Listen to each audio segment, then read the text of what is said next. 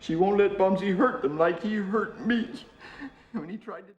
The 90s was a time that introduced various subgenres of horror films. Directors delved into and explored the different facets of fear and attracted larger groups of audiences. Filmmakers not only left the founding ideas of storytelling, but also ways of making horrifying scenes look real on screen with the aid of evolving technology and makeup. Further depth was added to the movies by incorporating the social and cultural issues of the era. With all of that said, in today's video, we'll be taking a deep dive into the 90s horror movies that revolved around maniacal and psychotic killers. The films on this list will mainly include the ones where there have been one or more individuals going on an unstoppable killing spree driven by rage or some other crazy reason. So, without further delay, let's begin the horrific and uneasy stories showcased in these films. Before we get into this exploration, we have a very small request. If you like our content, please support us by subscribing to the channel. This is a small click for you, but for us, it means a lot. Thank you. Let's begin.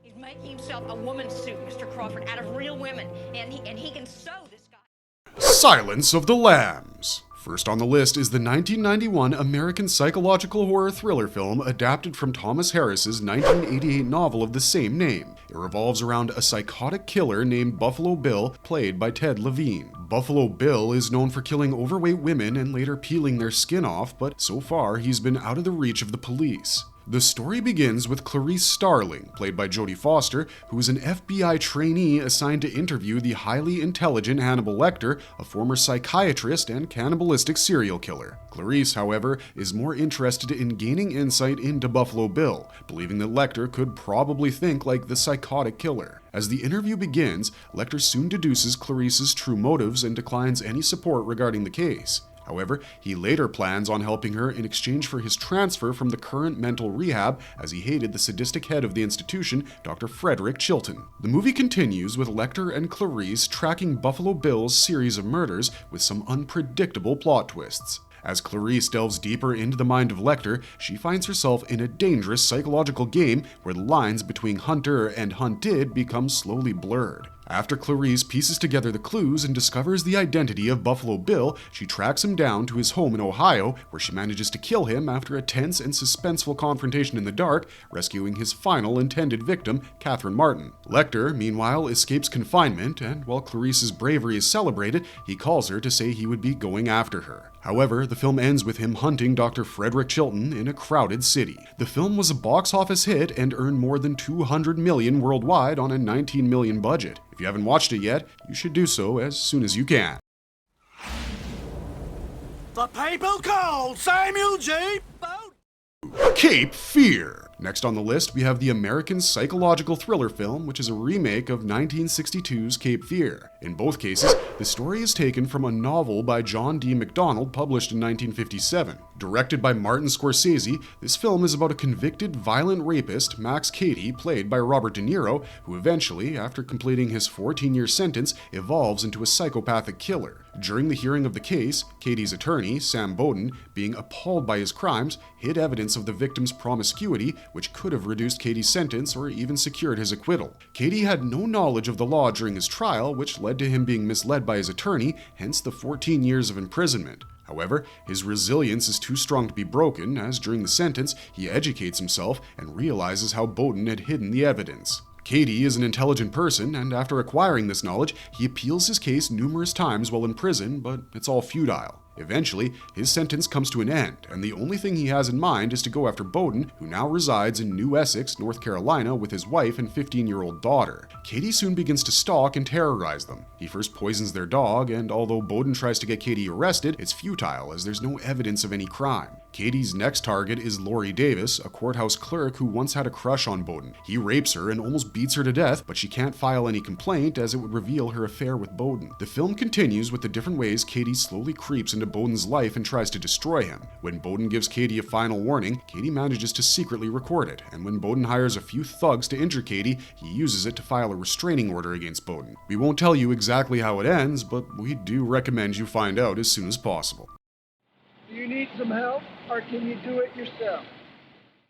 Henry Portrait of a Serial Killer. Henry, Portrait of a Serial Killer was not exactly made in the 90s, but 1986, and it's interesting to know how it took 4 long years to get its proper release. It was an independent crime film directed by John McNaughton and was shot in 1985. However, it took a year to find a film distributor, and then it was premiered at the Chicago International Film Festival in 1986. Soon, it began gaining the attention of critics and sparking a lot of controversy, which led to its wider release worldwide in 1990 in an unrated version. The story revolves around a psychotic nomadic killer, Henry, and his friend Otis, and his sister Becky. The character of Henry, played by Michael Rooker, was a reckless drifter who killed for fun and satisfaction as he roamed around America. The film begins with Henry migrating to Chicago, where, after having his meal at a diner, he kills the proprietors of a liquor store and a dozen other women before leaving. Henry resides with his prison buddy Otis and seems to have a romantic interest in Becky. As Henry and Otis spend time together, the latter is shocked by his friend's murderous lifestyle, but is slowly goaded into it by Henry. The two of them embark on a killing spree, killing people without hesitation. Henry orchestrates plans to make sure that the police can never track them down. As the film progresses, things become more complicated for Henry, Otis, and Becky after her husband is taken to jail. A critical moment occurs when Henry finds Otis raping and strangling Becky, after which they begin fighting. Otis gains the upper hand and is about to kill Henry before Becky stabs him in the eye and Henry finishes him off. The movie ends with Henry and Becky dismembering Otis's body and leaving together. She won't let Bumsy hurt them like he hurt me when he tried to... Raising Kane. Written and directed by Brian De Palma, Raising Kane was another psychological thriller revolving around Dr. Carter Nix and his alternate personalities, which led to twisted and ruthless murders. Starring John Lithgow, Lolita Davidovich, and Stephen Bauer, the film was released in '92 and was a big hit at the box office. The story begins with Carter's wife, Jenny, who's worried about her husband's obsession with their daughter Amy, whom he observes as a scientist noting his experiments. Carter has prominent split personality issues, including a violent criminal named Kane, a shy 7-year-old boy named Josh, and a middle-aged nanny named Margot, who is primarily tasked with taking care of the other personalities. Soon, Kane and Carter join forces to go about killing mothers and taking their children for experiments performed by Carter's father, who was once a child psychologist but later lost his license for unethical practices. Meanwhile, Jenny begins an affair with her ex-boyfriend, Jack Dante, and when Carter learns about it, he manages to frame Jack for the murders he committed. The movie takes a complex turn when Carter's split personalities are noted by the police and he is sent to Dr. Lind Waldheim. Carter and his personalities manage to flee by disguising themselves as Dr. Waldheim. Amy then becomes the focus of danger, and after a long struggle, Jenny and Carter's alternate personality, Margot, manage to save her. In the end, only one of Carter's personalities takes control. Make sure you watch the movie to find out which one. When I look down at the crowds of people on the street, they look like ants. California. Next on the list, we have 1993's California, starring Brad Pitt as a psychotic killer. The genre of film is a road thriller where a couple, Brian Kessler and Carrie Laughlin, face deep trouble from a mentally unstable couple where the man is a ruthless killer. The film initially became the center of several controversies, but the cinematography and the actors' performances made it a big hit. California was nominated for 3 Saturn Awards in 1994, including one for Best Horror Film. The story begins with David Duchovny as Kessler, a graduate student working on an article about serial killers who, along with his photographer girlfriend, Carrie Laughlin, played by Michelle Forbes, plans on visiting murder sites and taking photographs for a book. However, Kessler is short on funds and posts an ad for a rideshare on the university campus. The story then shifts to a psychotic parolee, Early Grace, played by Brad Pitt, who lives with his childlike, naive girlfriend, Adele Corners. Early has lost his job and has plans to leave the state with his girlfriend. Brian's ad about the rideshare soon catches their attention. Early gets in touch with Brian, who agrees to take them on their journey, and soon the two couples leave. However, before leaving their home, Early had killed his landlord the previous day. The murderous rampage doesn't end there, as Early kills another man at a gas station and manages to steal his money without being noticed. While staying at a hotel, when Early and Brian are playing pool, Adele and Carrie are left alone. Over beer, Carrie tells Adele about her struggles and that Early has previously been in prison. Adele grows concerned, but Brian, fascinated by Early, ignores her warnings, which eventually leads to further crisis. The story finally leads to Early revealing his violent side to Carrie, Adele, and Brian, and trust us when we say you're gonna want to see how that turns out. You hate your man! You will listen to me! Are you... Natural Born Killers. Released in 1994, Natural Born Killers is a film about a psychotic couple who engage in several murders, leaving one survivor at each scene to narrate the tale. The film is based on an original screenplay by Quentin Tarantino and begins with the couple Mickey Knox, played by Woody Harrelson, and Mallory Knox, played by Juliette Lewis, attending a diner in the New Mexico desert and massacring everyone present except for one person. After murdering Mallory's sexually abusive father and neglectful mother, the couple get married on a bridge and continue their crazy, psychopathic, murderous lifestyle. At some point, while staying in a hotel, the couple holds a woman hostage. They later fight when Mickey suggests having a threesome. Angered and disgusted, Mallory storms out of the room. Mickey rapes the woman while Mallory engages in sex with a mechanic at a nearby gas station. At that moment, Mallory begins having visions of her father raping her and she ends up killing the man. The pair reunite and continue their killing spree, claiming the lives of 52 victims across New Mexico, Arizona, and Nevada. Detective Jack Scagnetti, played by Tom Sizemore, takes on the case, but he is also a psychotic killer who has previously murdered many prostitutes. A self-serving tabloid journalist, Wayne Gale, played by Robert Downey Jr., is also after the couple and somehow persuades Mickey to give a live interview after the Super Bowl. A massive riot breaks out, but the maniacal couple survives and remains wanted fugitives. Natural Born Killers was a controversial story and eventually ranked 8th on Entertainment Weekly's 2006 list of the top controversial films in history. You should watch it for the thrill. The Paperboy. 1994's Canadian horror film The Paperboy is a story about a twisted 12-year-old paperboy who eventually becomes a psychotic killer. The film begins with the boy, Johnny McFarley, arriving at the residence of elderly Mrs. Thorpe and killing her by asphyxiating her with a plastic bag. When her daughter, Melissa Thorpe, heard the news, she returned home with her daughter Cammie to attend the funeral. She was greeted by Johnny, who helped them with their luggage and earned their trust. Johnny gained their sympathy after narrating his story, saying that after the death of his mother, his father was mostly occupied with work and never gave him time. However, the reality was that his mother was highly abusive and he had actually killed her by pushing her down the stairs. He even placed a baby monitor inside the house so he could eavesdrop. Johnny's violent side was first revealed towards Brenda, Cammie's babysitter, who disliked him. Later, when he was caught spying, Brenda sprayed him with water. As an act of revenge, Johnny made Brenda fall, causing her to injure herself gravely and become paraplegic. As the film progresses, Johnny's true nature slowly comes to light, and Melissa ensures that he never comes to their place unless invited. She even meets his father and asks him to spend more time with his son.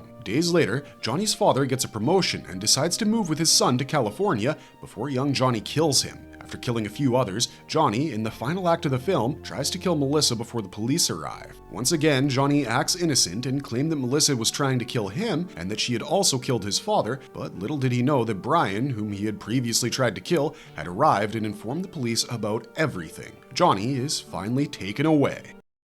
She begged for her life, Detective. Shut up! She begged for her life. Shut up. 7. Next on the list, we have the box office hit American crime thriller film Seven, starring Brad Pitt, Morgan Freeman, Gwyneth Paltrow, and John C. McGinley. Directed by David Fincher, the film was made on a budget of more than $33 million and grossed almost $328 million. The plot revolves around a serial killer whose murders are based on the Christian 7 deadly sins. The story begins in an unnamed city where crime and corruption are common occurrences. Police detective William Somerset, who is in his final days before retirement, is partnered with a young bipolar detective, David Mills, to catch a serial killer. The first murder victim is an obese man forced to eat himself to death, and the detectives find a note with the word gluttony written on the wall near the scene. The following day, they find another victim who was forced to cut 1 pound of his flesh with the note greed written at the scene. The detectives soon discover the killer's pattern and begin researching the 7 deadly sins in books from libraries. The 4th victim is a prostitute with the word lust, and the 5th is a model whose face was disfigured,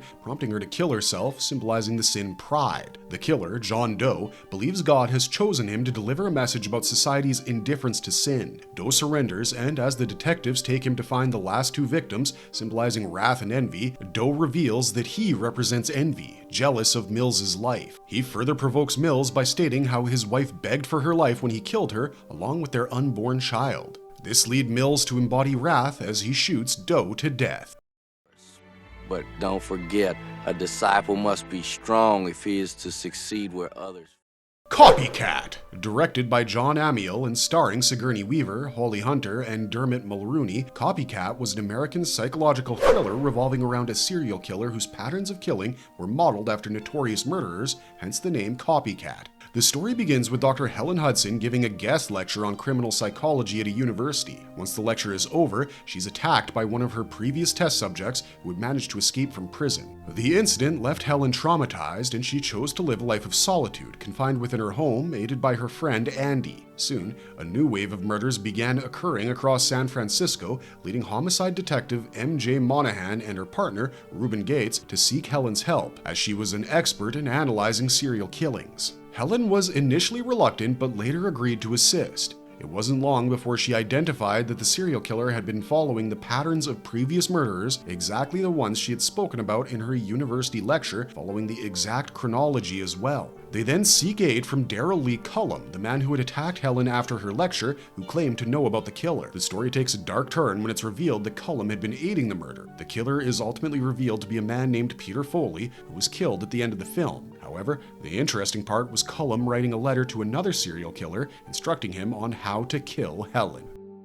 The Usual Suspects. Ranked as the 35th greatest screenplay of all time by the Writers Guild of America, the 1995 crime thriller film The Usual Suspects tells the story of a group of criminals, one of whom is a hidden manipulative psychopath. The story begins with a longtime criminal, Dean Keaton, badly wounded on a ship dock in San Pedro Bay. Soon, a mysterious figure calling himself Kaiser arrives, shoots him dead, and sets the ship ablaze. When the police arrive, they find 27 dead bodies, along with a severely wounded Hungarian mobster, Arkosh Kovacs, who could still be saved, and Roger Verbal Kint, a physically disabled con artist. This section of the movie focuses on Verbal narrating the events that led up to the massacre. It all began 6 weeks before the incident, when Keaton and Verbal were arrested along with criminals Fred Fenster, Michael McManus, and Todd Hockney for a truck hijacking, which none of them admitted to being a part of. Angered by the police harassment, McManus soon proposed a plan to pull off a heist as revenge against the New York Police Department. Their plan involved robbing a jewel smuggler who was aided by corrupt cops and then exposing their activities to the press. The plan worked out fine. They got the jewels and arrested the corrupt cops, then went to California to sell the jewels through a man named Redfoot. Unfortunately, things didn't go smoothly, as Redfoot was revealed to be working for a lawyer named Kobayashi, who had orchestrated their arrest in New York. At some point, the criminals had stolen from Kobayashi's client, the mysterious Turkish crime lord, Kaiser Soze, and now they had to raid a ship holding Argentinian drug dealers and destroy $91 million worth of cocaine to secure their freedom. Verbal's testimony concludes with the part where Kaiser arrives and kills everyone, but in a shocking twist, the final moments of the film reveal that Verbal had fabricated the entire story. To know if Verbal was the real killer, make sure you watch the end. It's iconic. I'll turn behind you.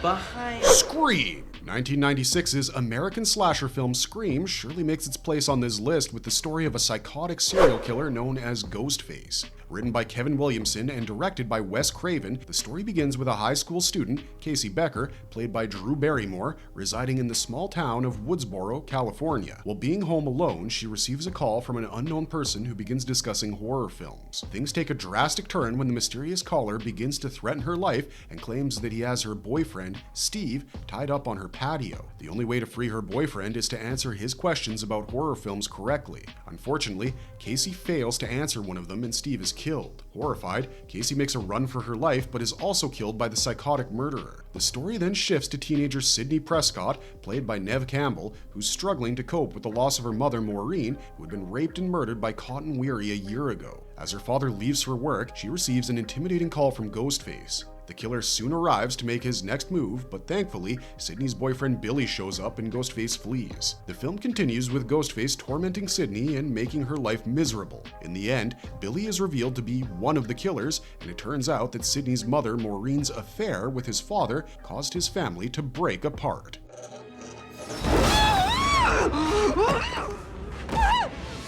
Kiss the Girls. Adapted from James Patterson's 1995 novel of the same name, Kiss the Girls is an American neo-noir psychological thriller film directed by Gary Fleder. The film stars Morgan Freeman, Ashley Judd, and Carrie Elwes as it revolves around the mystery of a serial kidnapper and killer who abducts and murders girls for his own twisted pleasure. The story begins with forensic psychologist and detective from Washington, D.C., Dr. Alex Cross, who takes it upon himself to find the criminal who has kidnapped his niece, Naomi. When he arrives to investigate, he learns that many girls have gone missing and the police have been helpless in rescuing or finding them. Alex meets with Detective Nick Ruskin, played by Carrie Elwes, and begins investigating the case. Following clues, they arrive near a crime scene and find the body of one of the missing girls. Meanwhile, a mysterious man calling himself Casanova abducts Dr. Kate McTiernan, a doctor and kickboxer, and imprisons her with the rest of the captured girls. However, Kate manages to escape with the knowledge of Casanova's identity and soon meets Alex to offer her help in finding the rest of the girls.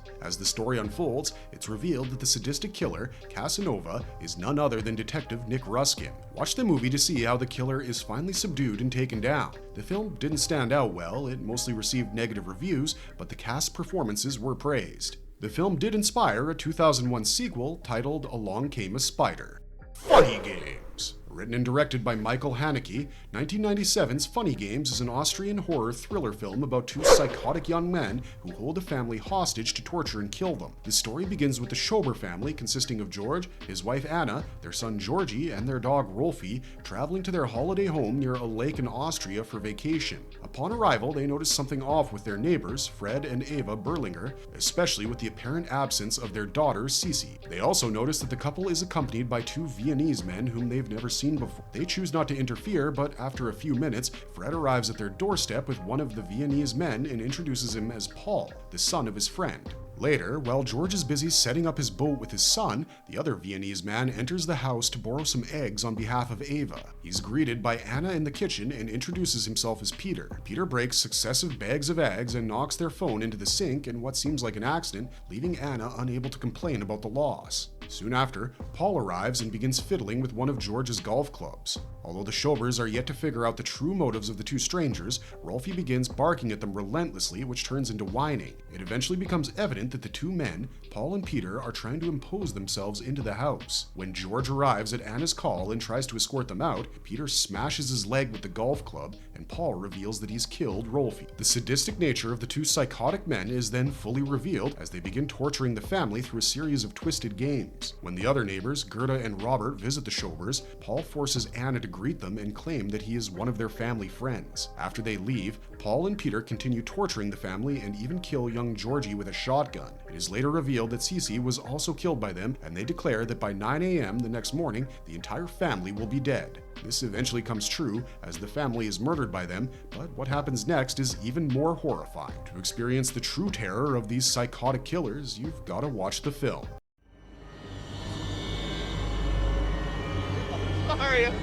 I Know What You Did Last Summer. When we're talking about films that are based on psychotic killers, you cannot miss the iconic film from 1997, I Know What You Did Last Summer. The film was a massive hit at the box office, earning almost $126 million from a budget of just $17 million and gaining enormous positive reviews from critics across the globe. The story begins with a group of friends, Julie James and her friends Ray Bronson, Helen Shivers, and Barry Cox, driving on July 4th, 1996, across Southport, North Carolina, towards a beach. It was summer, and the fun continued until they accidentally hit a pedestrian on the road while returning. The worst part was that although the pedestrian could have survived, the group decided to drown him in the water to save themselves. Although they planned never to speak of it, the incident changed their lives forever. The plot shifts to 1 year later, and the friends are pursuing different careers but still haunted by the event. The terror begins when Julie receives a letter stating, I know what you did last summer, and she immediately turns to Barry in fear. Barry believes it might be the work of Max, but before they can confront him, Max is killed by a mysterious figure in a raincoat with a hook. The next target is Helen, and the killer sneaks into her house, cutting off her hair while she sleeps. Towards the end of the movie, the killer is revealed to be the pedestrian whom Julie's friends had run over and left for dead. His name is Ben Willis, and he's been hunting them for revenge. Although the murders stop with Ben, the film ends with further mystery, as it hints that someone else may still be after them.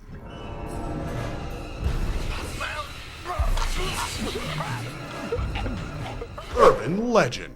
Directed by Jamie Blanks and written by Silvio Horta, Urban Legend is a horror thriller film set at Pendleton University where a series of brutal murders occur, each mimicking popular urban legends. It was the first installment of the urban legend film series and was a massive success at the box office, earning almost $73 million with a budget of just $14 million. The story revolves around Natalie Simon, a student who becomes increasingly alarmed as her friends fall victim to these gruesome deaths. As the body count rises, Natalie teams up with campus journalist Paul Gardner to uncover the identity of the killer. They suspect that someone on campus is using the legends as a blueprint for the murders. The tension escalates as Natalie herself becomes a target. In a shocking twist, the killer is revealed to be Brenda Bates, Natalie's seemingly friendly classmate. Brenda's motive is rooted in revenge, as years earlier, Natalie and a friend were involved in a reckless driving incident that resulted in the death of Brenda's fiancé. Consumed by grief and rage, Brenda devised an elaborate plan to punish Natalie and those around her by turning the urban legends into a terrifying reality. The film culminates in a tense confrontation between Natalie and Brenda, where Natalie fights to survive and expose the truth. Urban legend is known for its suspenseful atmosphere, surprising plot twists, and commentary on the power and persistence of folklore in modern culture.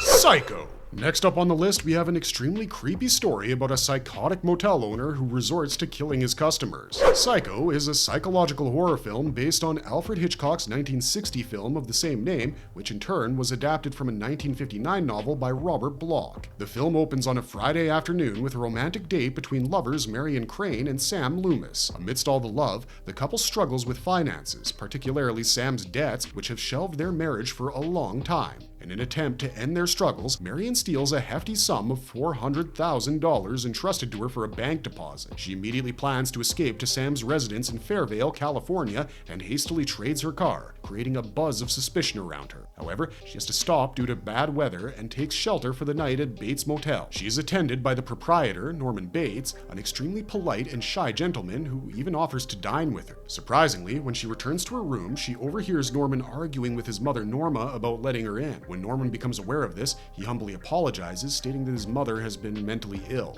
Marion, reflecting on her actions, feels the crime was unnecessary and plans to return the stolen money. But before she can act, a shadowy figure enters the room while she's taking a shower and stabs her to death. Norman is horrified by her corpse and quickly places her body and the cash into her car and sinks it into a nearby swamp. A week later, Marion's sister, Lila, arrives at Sam's residence to report Marion's absence and the theft. Meanwhile, private investigator Milton Arbogast is hired to retrieve the stolen money and tracks the clues to the Bates Motel. Growing suspicious of Norman, when Milton enters the motel to search for clues, the same shadowy figure resembling an elderly woman stabs him to death. Arbogast's disappearance leads Sam and Lila to grow worried, so they track Arbogast's last location and arrive at the motel. From the local sheriff, Al Chambers, they learn that Norman's mother died in a murder-suicide 10 years ago, prompting Sam and Lila to investigate the case themselves. Posing as a married couple, they enter the motel and soon find Norman's mother's mummified corpse. It's revealed that Norman would dress up like his mother and commit the killings. He's finally subdued, and Marion's body and the cash are retrieved. The Talented Mr. Ripley. Last but not least, we have 1999's The Talented Mr. Ripley, based on Patricia Highsmith's 1955 novel of the same name. Directed and written by Anthony Minghala, the film is a psychological thriller set in the 1950s and is a masterpiece to say the least. With a budget of $40 million, the film earned $128.8 million at the box office and received 5 Academy Award nominations. The story is a gripping and unsettling portrayal of a man who will stop at nothing to become someone else and the terrifying lengths to which one can go to escape the confines of their own identity. The film follows Tom Ripley, a young man of modest means with an extraordinary talent for impersonation, forgery, and deception. Living a life of quiet desperation in New York, Tom seizes an unexpected opportunity when he's mistaken by the wealthy shipbuilder Herbert Greenleaf for a Princeton graduate and his son's classmate. His task is to travel to Italy and persuade Greenleaf's wayward son, Dickie, to return home. Upon arriving in the idyllic coastal town of Mongebello, Tom is quickly seduced by Dickie Greenleaf's extravagant lifestyle. Dickie is a charismatic and carefree playboy living with his beautiful girlfriend, Marge Sherwood, in an extravagant existence that Tom can only dream of. Entranced by Dickie's charm and lifestyle, Tom becomes increasingly envious and begins to weave himself into the fabric of Dickie's life. As Tom's obsession deepens, he adopts Dickie's mannerisms, style, and even his friends. However, when Dickie begins to tire of Tom's clinginess, tensions rise, leading to a shocking act of violence that sets Tom on a dangerous and irreversible path. Driven by his desire to maintain the illusion, Tom embarks on a series of increasingly complex deceptions, assuming Dickie's identity and navigating a web of lies while evading the suspicions of those around him. He even kills Dickie and takes up his identity completely. The film features exceptional storytelling and is a must-watch to feel the true psychotic urge of greed in Ripley. Marvelous verdict! So we've finally come to the end of this video, and we hope you enjoyed our content. Films about psychotic killers aren't always big hits. It depends on the actors and filmmakers to bring out the psychotic tendencies in their characters through their work. Let us know in the comments section down below what your favorite psychotic killer film is, or if we missed any that you think should be on the list. This is Wizard Wheezy signing off for now, but you can always find me on Twitch, and thanks for watching this video to the very end, and stay tuned for our next marvelous video.